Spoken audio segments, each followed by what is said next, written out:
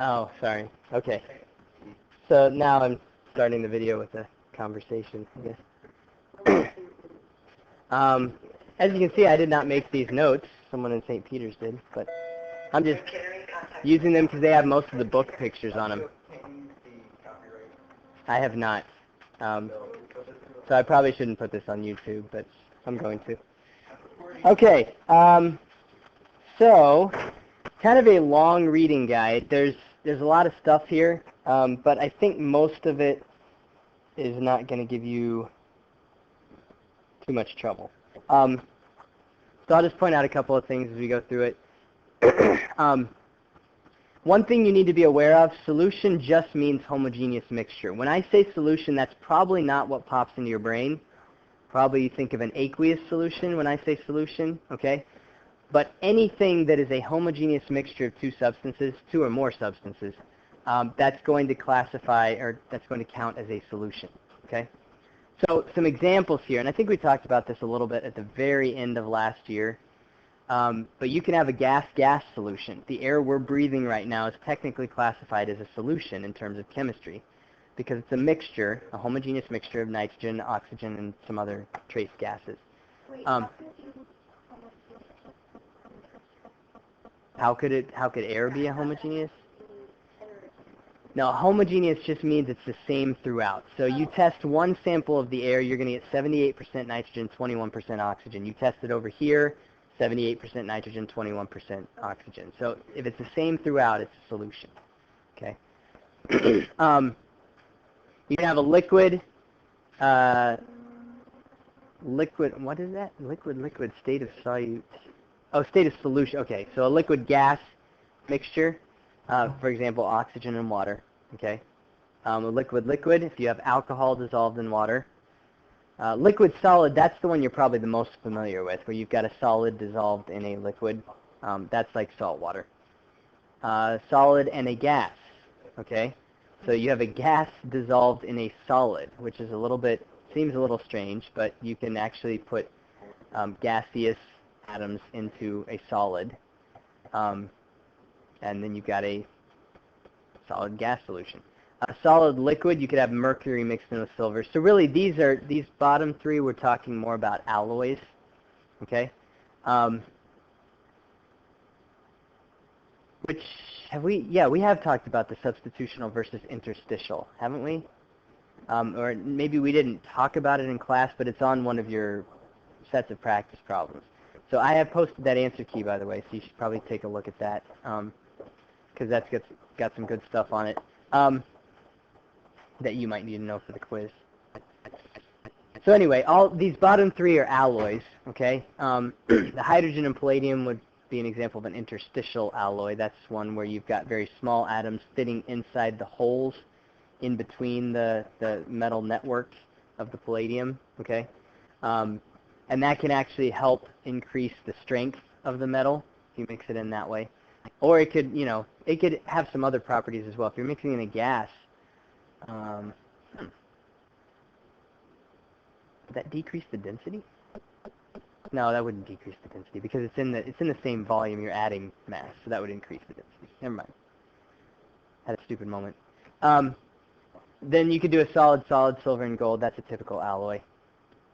Okay, so the point is, when I say solution, you need to understand that means more than just a solid dissolved in a liquid. Okay, solute and solvent. Do you guys remember those terms from last year?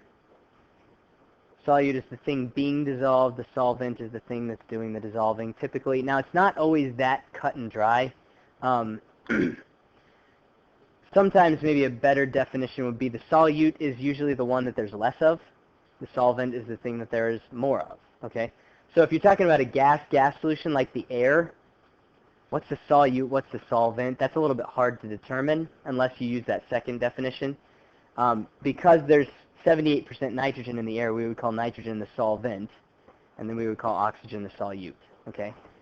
Not that that's going to come up that often, but just so you know that. So, I've showed you this picture many, many times. I think this is a picture of salt being attacked. Yeah, the horror movie. Salt being attacked by water, pulled apart one atom at a time, one ion at a time, by the water molecules and then surrounded so they can't get back to each other. Okay, that's what happens when a solution forms. But there's a little bit more to it as far as the energy that's happening there. Okay. Okay, this is just another. This is showing these blue things right here are the intermolecular forces, the ion dipole forces. So you've got your water molecules, here and here, and they're surrounding the sodium ion, and then they're forming ion dipole bonds with them. But what I was going to say is the energy changes when something dissolves. Okay, so there's several things that have to happen here. Remember, anytime a bond breaks, what happens energetically? You break a bond, does that require energy or does that release energy? Requires energy, okay? And I know you have to be really careful about that, but to pull a bond apart takes energy, okay? That requires energy. When a bond forms, energy gets released, okay? Because you're lowering the potential energy as that bond forms, so it's being released in the form of kinetic energy. Sorry, got something in my throat. So what happens here, you can kind of think of this as a three-step process. In order for the solute to dissolve in the solvent, first, the solute has to separate from itself, okay? So we can assume that the solute probably has some attraction for itself initially. Those solute molecules have to be pulled apart. To do that requires some energy, okay? So that's going to be an endothermic process. So delta H1 is going to be positive. It's endothermic, okay? You also have to separate the solvent molecules to leave spaces for the solute to go into, okay? So for that separation to occur, again, is an endothermic process. It's going to be the delta H for that is going to be positive, okay? Then, once the solute-solvent interactions form, you have these new intermolecular bonds forming. That's going to release some energy, okay? So then your third delta H here would be negative. That's going to be exothermic. Everybody okay with that? You can kind of think of it as a three-step process like that, okay? So the question then is, if you add up delta H1 and delta H2, how does that compare to delta H3, okay? If delta H3 ends up being bigger than delta H1 and delta H2 together, then this would be overall, it would be exothermic, which means that when it dissolves, it releases heat into the surroundings, okay? If your delta H1 and delta H2 are bigger initially, or not initially, sorry, when you add these up, if that's a bigger value than your delta H3, then you're going to end up with an endothermic reaction. It's actually going to absorb some heat as it dissolves. Believe it or not, it's actually more typical for these two to be a little bit bigger than this one. In other words, it's more common for solutions to actually cool down as the solute dissolves in the solvent than it is for them to heat up the surroundings. But it can happen both ways. Just depends on what substances you're dealing with. Okay. So here's kind of a graphical representation of what I just said. You add up the delta H1, delta H2, and then, see if that's greater or less than the delta H3. So for this one, this is going to be an overall exothermic process, the one on the left here, because your solvent and solute start here, okay, and the solution ends up down here. So there's a net decrease in energy of the system, which means there's an increase in the surroundings. Okay, so it's releasing energy to the surroundings. On this side, your solution ends up absorbing some energy. So it has more energy than it initially did, so it must be absorbing some energy from the surroundings. Okay? So it just depends on all the delta H's there. Does it take more energy to separate the solute and solvent particles, or does it release more energy when the new interactions form? So then they kind of go into detail about this in the book right here, which is interesting because the old book didn't used to do it here. But let's see, where is that on here? Let me see where the entropy stuff is in the book.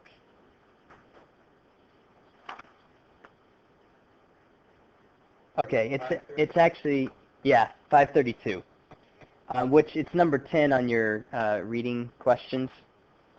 It says make sure to read page 532 carefully, especially the part about entropy. This is going to be very important later in the year as well. So when we get to thermodynamics, we're going to kind of come back to thermochemistry and talk about entropy second semester, but they're mentioning it here, okay? And what they're basically saying is, why would an endothermic process happen? If it has to absorb energy from the surroundings for this to occur, then why does it occur? And the answer is because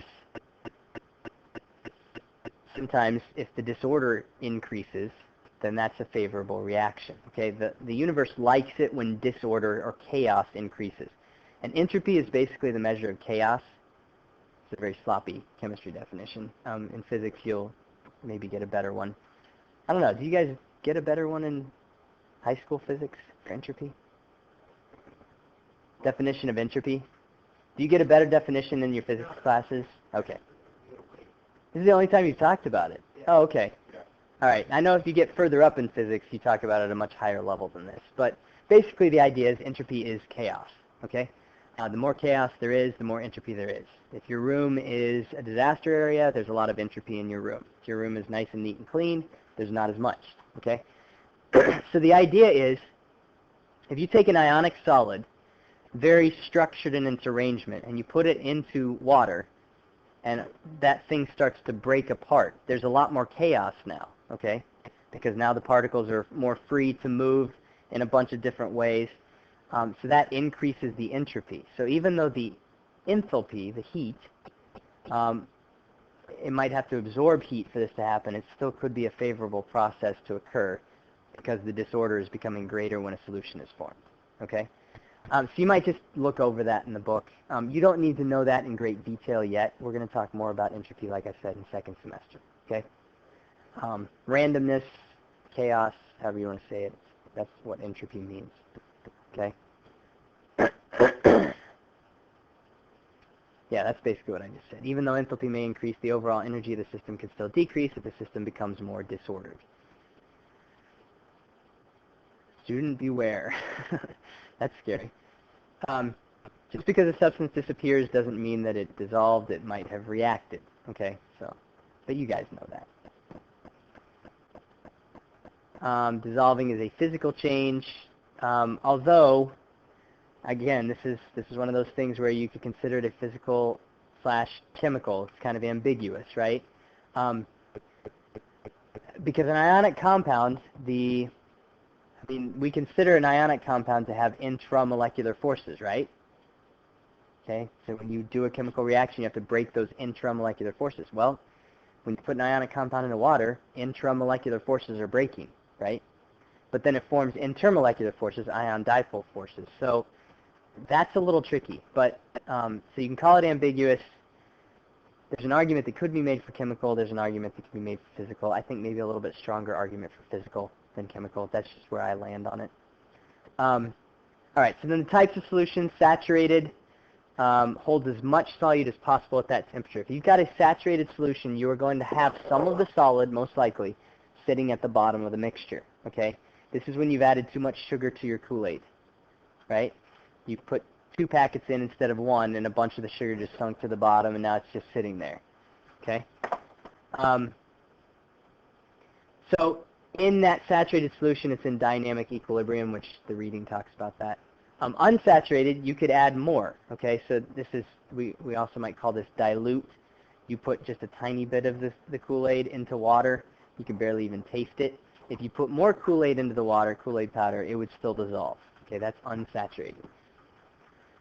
And then you can have a supersaturated solution. Do you guys remember this demo from last year?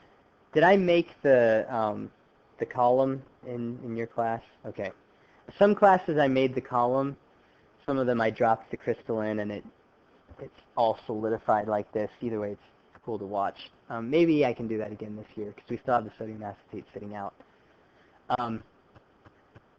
So anyway, I think those, you won't have any trouble with saturated, unsaturated, supersaturated. That's pretty easy. But supersaturated, you make those solutions, I guess I should mention this, you make those solutions by heating up the liquid dissolving way more solid in there than there should be able to be, and then you cool it down slowly, okay? And with certain things, it will stay dissolved, even though there's way more of the solid dissolved in there than you could normally get. So this is sodium acetate. Sodium acetate happens to do a really good job of this. You can heat it up, and you can get a bunch of sodium acetate dissolved in the water. And it will stay dissolved until you disturb it in some way. You might just even bump it. You just barely bump the beaker, and then all of a sudden it will start, okay? Or a little dust particle floats in. And then it all starts to, it's like at that moment, as soon as it gets disturbed, the sodium acetate realizes, hey, I shouldn't be dissolved in here. I'm going to crystallize. And so, then it all falls out and turns into what looks like a solid, but basically it's just all the sodium acetate. Okay, so factors affecting solubility. Polarity is a big one, okay?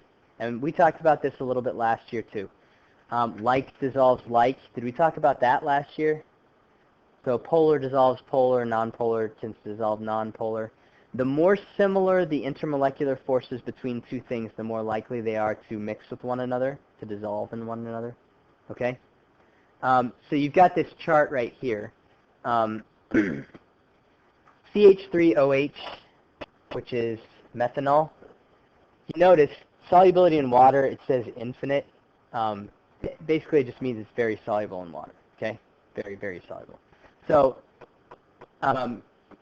CH3OH, what do you notice about the CH3OH as far as the structure? Maybe if I draw it this way, it'll be easier to see.